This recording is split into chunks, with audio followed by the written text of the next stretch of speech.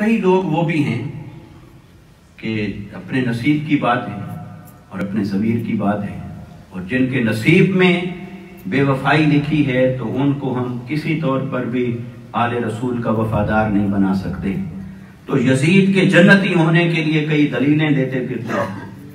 چلو ہم دلیلوں کی بات اس وقت نہیں کرتے، میں کہتا ہوں روئے زمین کا کوئی شخص ایسا ہے جو سرے عام یہ دعا کرتا ہو یا دعا کر کے دکھائے، وہ کہے کہ باری تعالیٰ مرنے کے بعد میرا ٹھکانہ یزید کے ساتھ کر دے۔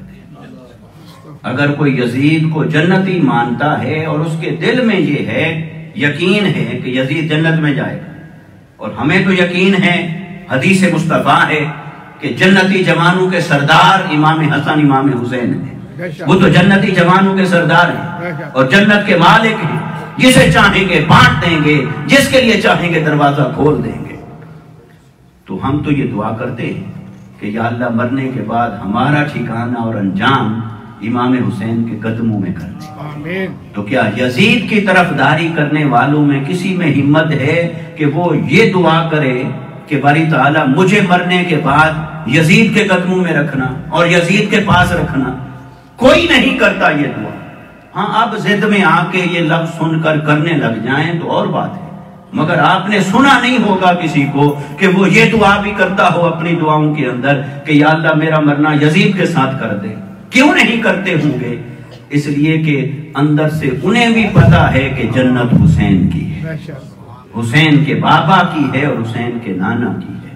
تو دوستان مکرم، امام علی مقام رضی اللہ تعالیٰ عنہ کے ساتھ محبت اور عقیدت کا اظہار کرنا عین ایمان ہے۔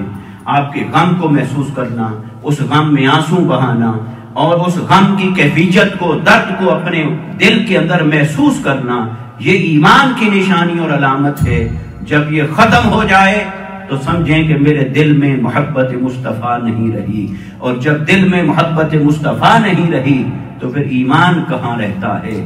ایمان صرف اسی سینے کے اندر رہتا ہے جس سینے میں محبت مصطفیٰ ہو، اور محبت مصطفیٰ صرف اسی سینے میں آباد رہتی ہے جس میں اہل بیت اطہار کی محبت ہو، امام علی مقام، امام الشہداء، امام حسین رضی اللہ تعالیٰ عنہ کی محبت ہو۔